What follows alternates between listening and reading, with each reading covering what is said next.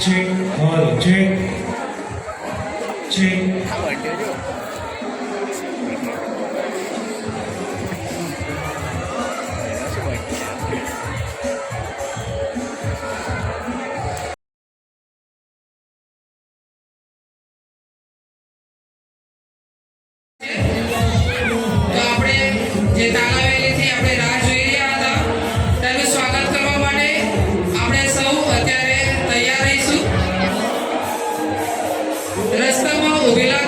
ધર્મજનોને વિનંતી કરવામાં આવે છે કે તેઓ અસ્થિ અવશેષને આવકારવા માટે થોડી જગ્યા આપે જેથી કરીને ગાડી અંદર આવી શકે.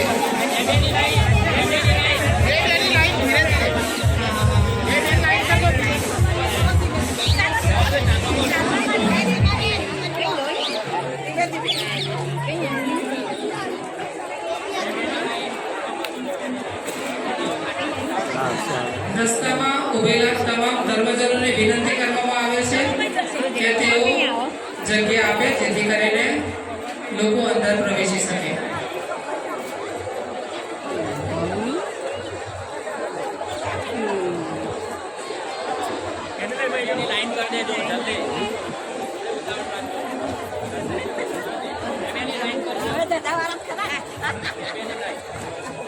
આપણે બધા ઊભા થઈએ અને આપણા ગામડી આણંદની અંદર સૌપ્રથમવાર સંત ફ્રાન્સિસ ઝેવિયરના અસ્થિ અવશેષ અહીં પધારી રહ્યા છે તો આપણે જોરદાર તાળીઓથી તેમનું સ્વાગત કરીશું.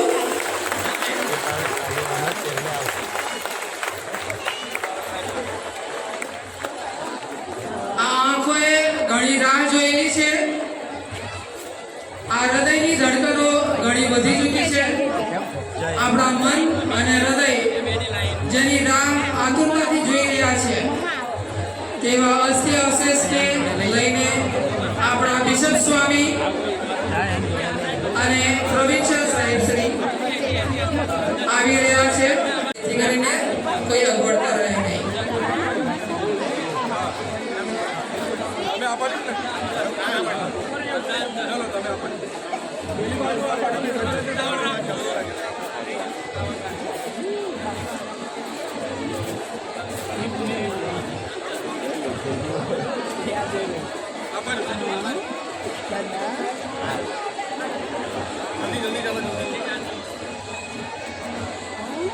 જે લોકો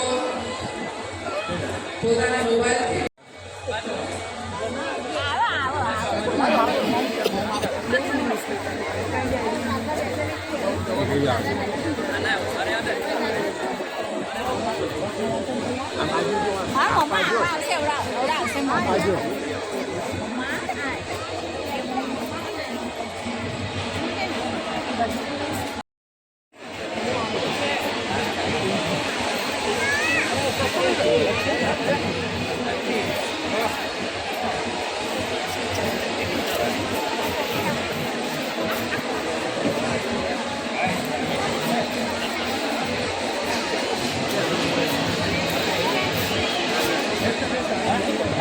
સૌ ધર્મજનો આપણે ભેટ કરીએ, રસ્તો આપીશું. મેળાવાળી બહેનો જે એડજસ્ટ બન્યા છે તેઓ તેમને જગ્યા આપજો જેથી કરીને તેઓ યોગ્ય રીતે ઉભા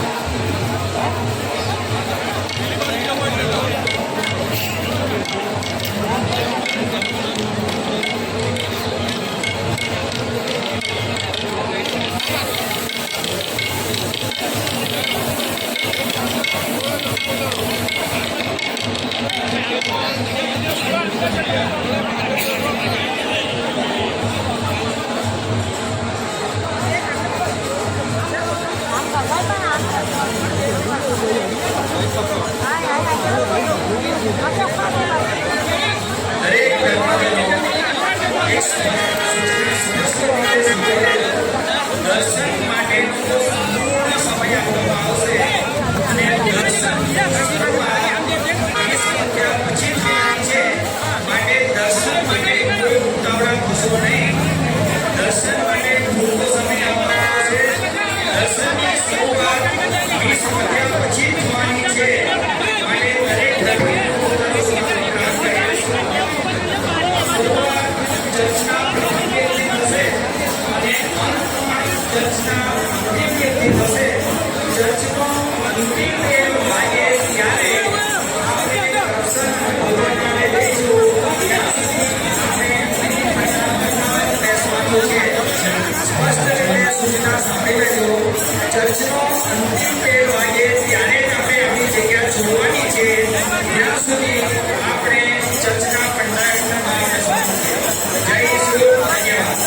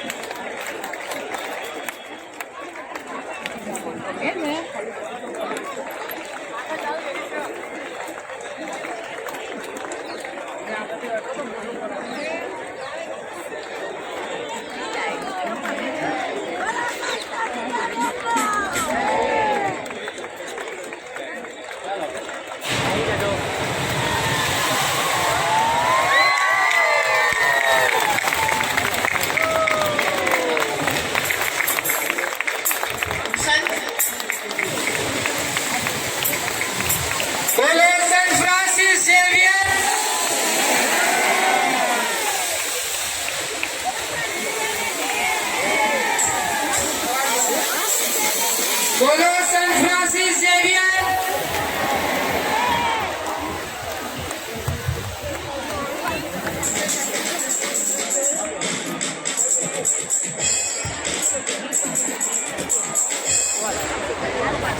બોલો સેન્ટ ફ્રાન્સિસ ઝેવિયરની.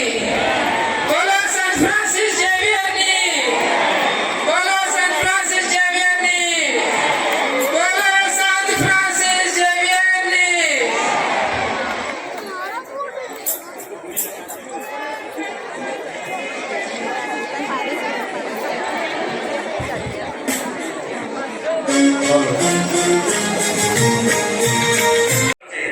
મહેશભાઈ ફેમિલી તરફથી આભાર આપે, સિલ્વેસ્ટર પરિવાર તરફથી આભાર આપે, પુષ્પાબેન કિરીટભાઈ પરમાર તરફથી આભાર આપે, વિનેશ વર્માના જન્મ નિમિત્તે આભાર આપે, માર્ગરેટબેન મુકેશભાઈના જન્મ નિમિત્તે આભાર આપે, એક ભક્ત તરફથી આભાર આપે, સર્વ બીમારના સાજાપણા માટે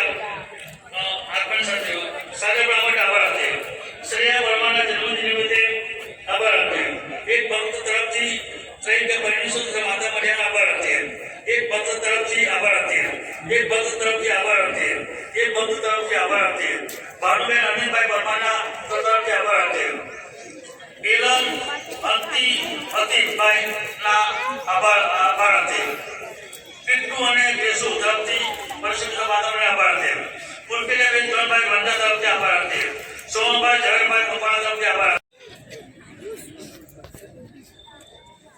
અંદરની સાઈડમાં આ બાજુ ઘણી બધી જગ્યા છે. રાઈટ સાઈડમાં આ બાજુ ઘણી બધી જગ્યાએ થોડા અંદર ખસો, થોડા અંદર ખસો અને પેલી બાજુ પણ.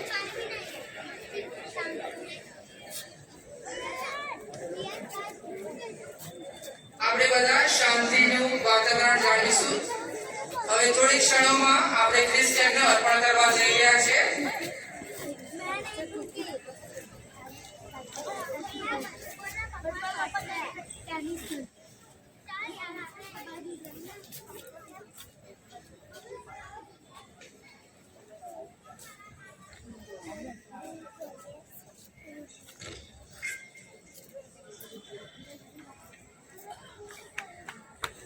આજના આ પાવન અવસરે આપણા સંત ફ્રાન્સિસ ઝેવિયરને પ્રાર્થીએ અને તેમની કૃપાઓ હેઠળ શાંતિમય જીવન જીવવાની અને સમસ્ત વિશ્વ માટે વિવિધ હેતુસર પ્રાર્થનાની માગણીઓ કરીએ.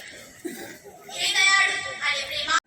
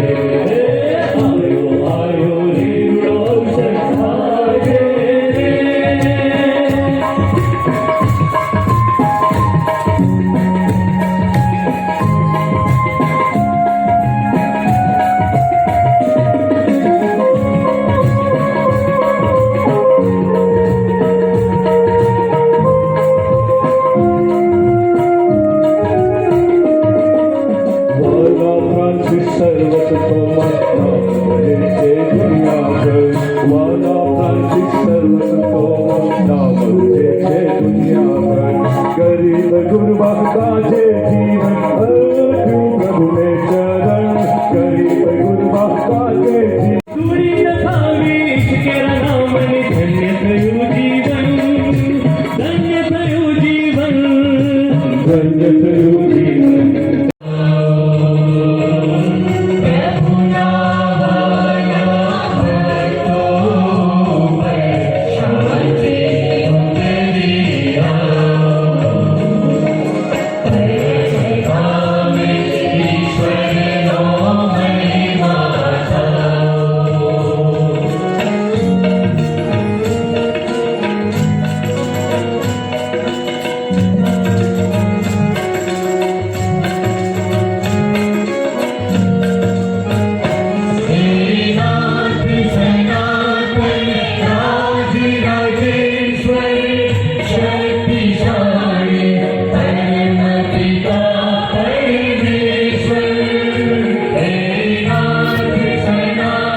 ફ્રાન્સિસ ઝેવિયરને મૂકે તમે અમારા દેશને તમારો શુભ સંદેશ સંભળાવ્યો તથા એમના અસ્થિ સાચવી રાખવાનું સદભાગ્ય આપ્યું.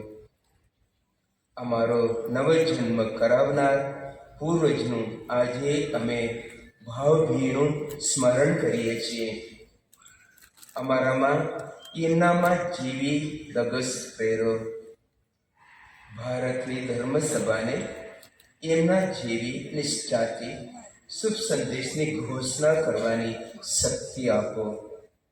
આ પ્રાર્થના અમે તમારા પુત્ર અમારા પ્રભુ યેસુ ખ્રિસ્ત દ્વારા કરીએ છીએ. તેઓ તમારી તેમજ પવિત્ર આત્માની સાથે સાક્ષાત પરમેશ્વર છે, સર્વના જીવન દાતા છે.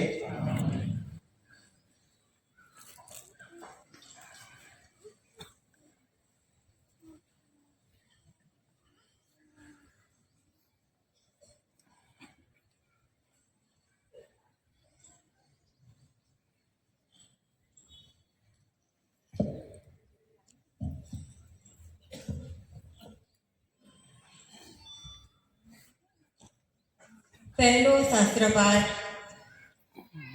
પૈગંબર ઇર્મિયાના ગ્રંથમાંથી પાઠ અધ્યાય 1 કલમ 4 થી 8.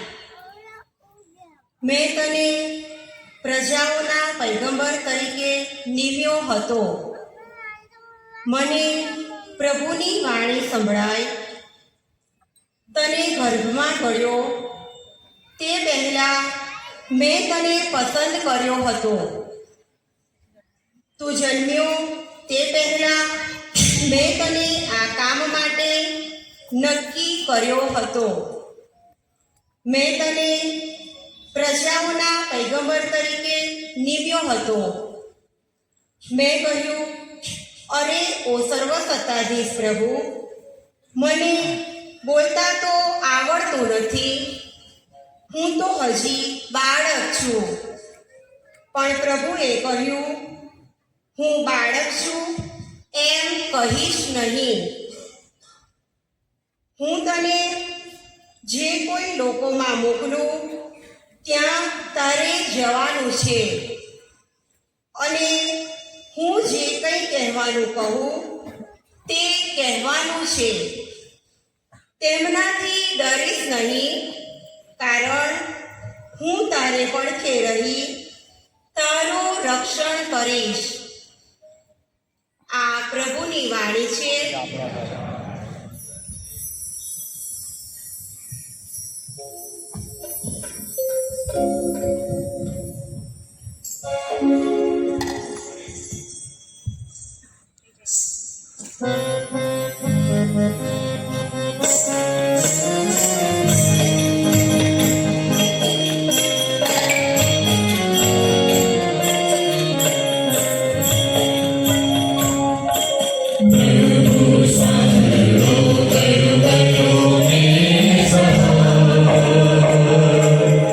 હું સૌની આગળ સર્વકાય બન્યો છું. શુભ સંદેશનો પ્રચાર કરવા માટે તો હું ગૌરવ લઈ શકતો નથી. એ કર્યા વગર તો મારો છૂટકો નથી. હું જો શુભ સંદેશનો પ્રચાર ન કરું તો મારી દુર્દશાનો પાર ન રહે. હું જો મારી સ્વેચ્છાએ એ કરતો હોઉં તો મને બદલો મળવો જોઈએ. પણ જો હું સ્વેચ્છાએ એ ન કરતો હોઉં તો હું કેવળ સોંપાયેલી જવાબદારી અદા કરું છું, તો પછી મારો બદલો શો? એ જ કે શુભ સંદેશના પ્રચારને કારણે મળતા હક જતા કરી હું કંઈ લીધા વગર શુભ સંદેશ સંભળાવું. કોઈનો ઓશિયારો ન હોવા છતાં વધુમાં વધુ માણસો મેળવવા માટે હું સૌનો દાસ બન્યો છું. યહૂદી લોકોને મેળવવા માટે હું યહૂદી લોકો આગળ યહૂદી જેવો બન્યો છું. મોશેની નિયમ સંહિતાને આધીન લોકોને મેળવવા માટે નિયમ સંહિતાને આધીન ન હોવા છતાં તેમની આગળ હું નિયમ સંહિતાને આધીન બન્યો છું. જેઓ નિયમ સંહિતાની બહાર છે તે બિન યહૂદીઓને મેળવવા માટે તેઓની આગળ હું નિયમ બહારનો બન્યો છું. જો કે હું ઈશ્વરના નિયમ બહાર નથી, કારણ ઈસુના નિયમને હું આધીન છું. કાચી શ્રદ્ધાવાળા લોકોને મેળવવા માટે હું તેમની આગળ તેમના જેવો બન્યો છું. હું સૌની આગળ સર્વકાય બન્યો છું, તે એટલા માટે કે હું કોઈ પણ ઉપાયે થોડા માણસોનો પણ ઉદ્ધાર કરી શકું. હું શુભ સંદેશ ખાતર સર્વકાય કરું છું, જેથી હું પણ એના શ્રેયનો સહભાગી થાઉં. આ પ્રભુની વાણી છે.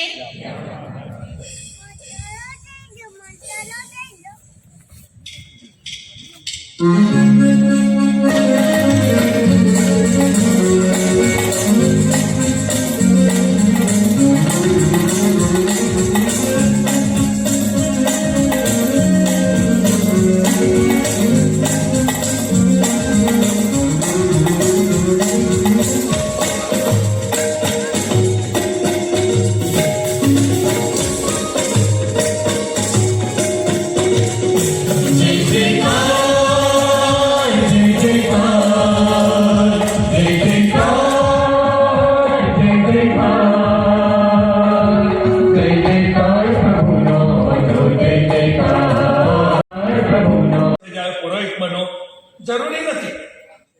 હું જે કંઈ કામ કરતો હોય, જે કંઈ જીવનમાં મને ઈશ્વરે હાકલ કર્યું હોય, ત્યાં જ મારે યોગ્ય રીતે જીવવાનું છે. અને યોગ્ય રીતે જીવવાનું એટલે ઈશ્વરે આપેલી ભેટોનો સદુપયોગ કરવાનો. મારે આજે સંત ફ્રાન્સિસ ઝેવિયરનો પર્વ મનાવો ત્યારે વિચાર કરવો પડે કે મને જે ભેટો આપી છે કઈ કઈ, એનો હું યોગ્ય ઉપયોગ કરું છું કે વેડફી મારું છું, વ્યસન પાછળ વેડફું છું, મોબાઈલ પાછળ વેડફું છું, ટાપટીક પાછળ વેડફું છું, કે ખરેખર એનો સૌના ભલા માટે ટૂંકથી શરૂ કરીને સૌના ભલા માટે ઉપયોગ કરું છું. એ મહત્વનું થઈ જાય છે. અને એ સંત ઇગ્નાસ સંત ફ્રાન્સિસ ઝેવિયર આપણને પૂરેપૂરો બતાવી આપે છે. એમને ઈશ્વરે જે હાકલ કરી એ કેવી હાકલ હતી એના પર પણ થોડુંક ધ્યાન આપવાની જરૂર છે. બહુ ધ્યાન નથી અપાયું એના પર. ભારત આવવા માટે વડા ધર્મગુરુએ 2 જણને નક્કી કર્યા, 2 જણની માગણી કરી હતી. અને 2 જણની માગણી કરી એમાં સંત ઇગ્નાસે સિમોન રોડ્રિગેઝ અને નિકોલાસ બોબાદિલિયા એ 2 ઈસુ સંગીઓની પસંદગી કરી હતી. પણ પછી બોબાદિલિયા બીમાર પડી ગયા. રાજાએ સિમોન રોડ્રિગેઝને બીજું કંઈ કામ સોંપ્યું, એટલે આખરે પછી એમની જગ્યાએ સેન્ટ ફ્રાન્સિસની નિમણૂક કરી. આપણને લાગે કે આવું થઈ ગયું, મનમાં થાય કે આવું અચિંતું બની જાય તો લાગે કે આવું કેમ થઈ ગયું. જ્યારે આ સંત સ્વીકારી લે છે ઈશ્વરની ઈચ્છા આ રીતે કામ કરે છે, અને એ રીતે તમે જોવા જાઓ તો તમારા મારા આપણા જીવનમાં આવા સંખ્યાબંધ અણધાર્યા બનાવો બને તે વખતે ખ્યાલ રાખવાનો, ઈશ્વર એ બધા દ્વારા આપણને દોરી રહ્યા છે. ફ્રાન્સિસ ઝાવિયર ભારત આવ્યા ત્યારે એમની ઉંમર હતી 36 વર્ષ અને મૃત્યુ પામ્યા ત્યારે એમની ઉંમર હતી 46 વર્ષ. 10 વર્ષના ગાળામાં કેટલું કરી બતાવ્યું. એટલું બધું કરી બતાવ્યું કે આજે 492 વર્ષ પછી પણ આપણે 72 વર્ષ પછી પણ આપણે એમને યાદ કરીએ છીએ. તમે કેટલું લાંબુ જીવો છો એ મહત્વનું નથી, કેટલા ઊંડાણથી જીવો છો એ મહત્વનું છે. અને એ ઊંડાણ લઈ આવવા માટે તમારે મારે સતત પ્રયત્ન કરતા રહેવું પડે. આજે જ્યારે સર ફ્રાન્સિસ ઝાવિયરને યાદ કરે છે તે આપણા જીવન પર વિચાર કરીએ. મારા જીવનમાં કેટલે અંશે ઊંડાણ આવ્યું છે? આવ્યું તો હોય છે થોડા ઘણું, પણ અત્યારે વધારે કરવા માટે મારે શું કરવું જોઈએ એનો મારે આજે ખાસ વિચાર કરવાનો. અને એ વિચાર કરીને સંત ફ્રાન્સિસ ઝાવિયરે શું કર્યું એ આજના શુભ સંદેશમાં આપણે વાંચ્યું. પ્રભુની હાકલ શું હતી? બધી પ્રજાના લોકોને મારા શિષ્ય બનાવો. બધી પ્રજાના લોકોને મારા શિષ્ય બનાવો. એ આજ્ઞા માથે ચડાવીને એ ભારત ચાલી ગયા. અને શું કર્યું 10 વર્ષમાં? ગોવા, કેરળ, તમિલનાડુ એવા દૂર દૂરના વિસ્તારોથી જ નહીં, પણ મલેશિયા, મલાક્કા, જાપાન, ચીન એ બધા વિસ્તારો ખૂંદી વળ્યા. શાને માટે? પ્રભુના શિષ્યો બનાવવા માટે. સેજ ધ્યાનથી વાંચો, વાક્યનો શુભ સંદેશ તો ખબર. ભગવાન ઈસુ ખ્રિસ્તનો શુભ સંદેશ.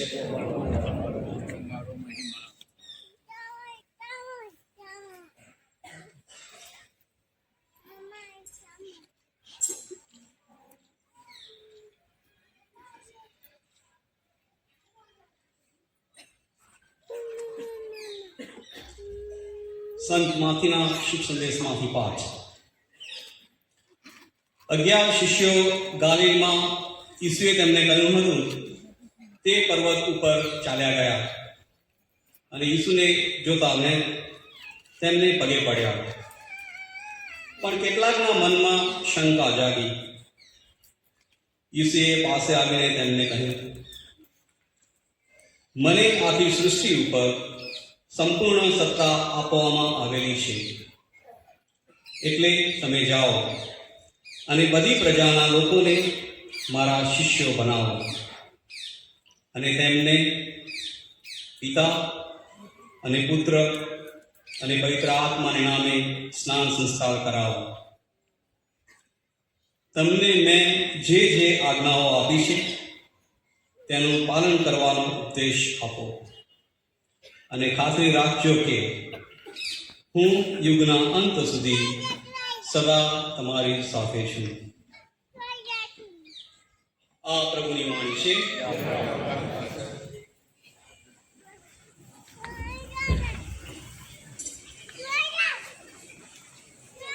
કારણ માણસ છેલ્લી ઘડી સુધી કુમાર્ગે વળી શકે, અને એટલે ગમે તે સંત એને છેલ્લી ઘડી સુધી સંત નથી. તમારે મારે આ શીખવાની જરૂર છેક છેલ્લી ઘડી સુધી ઈશ્વરને માર્ગે ચાલે એ સંત બને, એની વાત આજે આપણે સૌથી પહેલા યાદ કરીએ છીએ. આ સંત ફ્રાન્સિસ તમારા મારા જેવા જ હતા. તમારા મારા જેવા એટલે છોકરાને કે છોકરીને ડૉક્ટર બનાવવાના છે, આગળ લઈ જવાના છે, 9મા ધોરણથી ટ્યુશન રાખો, વિશેષ આનું રાખો, પેલાનું રાખો, બહુ મોટી મહેચ્છાવાળા હતા. અને એ મહેચ્છા પૂર્ણ કરવાને મને શું કર્યું હતું? અભ્યાસમાં લાગી ગયા હતા, અને પછી તત્વજ્ઞાનના પ્રોફેસર બની ગયા હતા. એ જમાનાની સૌથી મોટી ગણાતી યુનિવર્સિટીમાં તત્વજ્ઞાનના અધ્યાપક તરીકે એમણે કામ શરૂ કરી દીધું હતું. અને પછી ત્યાં એક લંગડો વિદ્યાર્થી આવ્યો, એનું નામ ઇગ્નાસ, લોયોલાના ઇગ્નાસ. પાછળ પડી ગયો. શું કહીને પ્રભુના વચનો સંભાળીએ. શું કહેતા હતા? કોઈ માણસ આખું જગત જીતે પણ પોતાનું સત્વ ગુમાવી બેસે તો એમાં એ ખાપ્યો શું? પોતાનું જીવન ગુમાવી બેસે તો એમાં ખાપ્યો શું? બસ સતત એને ટકોર કર્યા કરી, પાછળ પાછળ જ પડી ગયા. અને આપણે જાણીએ છીએ કે નદીમાં પથ્થર હોય, સતત એને પાણી લાગે તો એ પણ પીગળી જાય, એના પણ રેતી થઈ જાય. એવું જ સંત ફ્રાન્સિસનું થયું. જીવનમાં પરિવર્તન આવી ગયું અને એમણે સંત ઇગ્નાસના હાથ નીચે અધ્યાત્મ સાધના રિટ્રીટ 30 દિવસ સુધી કરી અને પછી સંત ઇગ્નાસ સાથે મળીને એમણે ઈસુ સંઘની સ્થાપના કરી. શું બદલાયું? તમે એમનું જીવન વાંચો તો ખ્યાલ આવશે કે કશું નથી બદલાયું. સંત ફ્રાન્સિસ પહેલા જેવા હતા એવા પછી પણ રહ્યા છે. માત્ર દિશા પરિવર્તન થયું છે. ત્યાં સુધી પોતાને માટે કામ કરતા હતા, પોતાને ઈશ્વરે જે કંઈ શક્તિઓ આપી, ભેટો આપી, બધાનો પોતાને માટે ઉપયોગ કરતા હતા, પોતાની નામના માટે કામ કરતા હતા. એમાંથી હવે એમણે બદલી નાખ્યું ઈશ્વરના મહત્તર મહિમા માટે કામ કરવા માટે. અને પેલો ઘઉંનો દાણો દટાઈ ગયો, મરી ગયો અને મબલક પાક પેદા થયો, થાય છે ને થતો રહેશે. પ્રતીતિ કરાવો, જીવનમાં સાચા અને સારા માર્ગો દોરાય, વૃદ્ધિ અને વિકાસ પામે તે માટે આ નવ અંકુરિત છોડ અર્પણ કરીએ.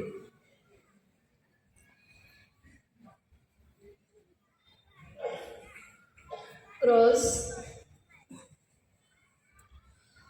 ફ્રાન્સિસ પોતાના સંદેશમાં કહે છે, મારી પાસે બોલવા માટે શબ્દ નથી, પરંતુ હું તેમને ખ્રિસ્તના પ્રેમની વાતો કહી શકું છું. સંત ફ્રાન્સિસ હંમેશા પોતાની પાસે ક્રોસ રાખતા હતા. તેમના માટે ક્રોસ એ બલિદાનનું, પાપના પસ્તાવાનું, જીવન મરણનું પ્રતીક હતું. આ ક્રોસની સાથે અમે અમારા તમામ યુવા યુવતીઓને તમારી આગળ લાવીએ છીએ. તેમના જીવનમાં આવતા પડકારો, મુશ્કેલીઓ, અવરોધો, દુઃખો, માંદી, નિરાશાઓનો વમળામાં ફસાયા હોય તેવા સમયમાં તેઓ ક્રોસને વળગી રહે અને ઈસુના પ્રેમને યાદ કરી તેમાંથી સાચા પ્રેમ અને બલિદાનની ભાવના કેળવે તે માટે આ ક્રોસ અર્પણ કરીએ.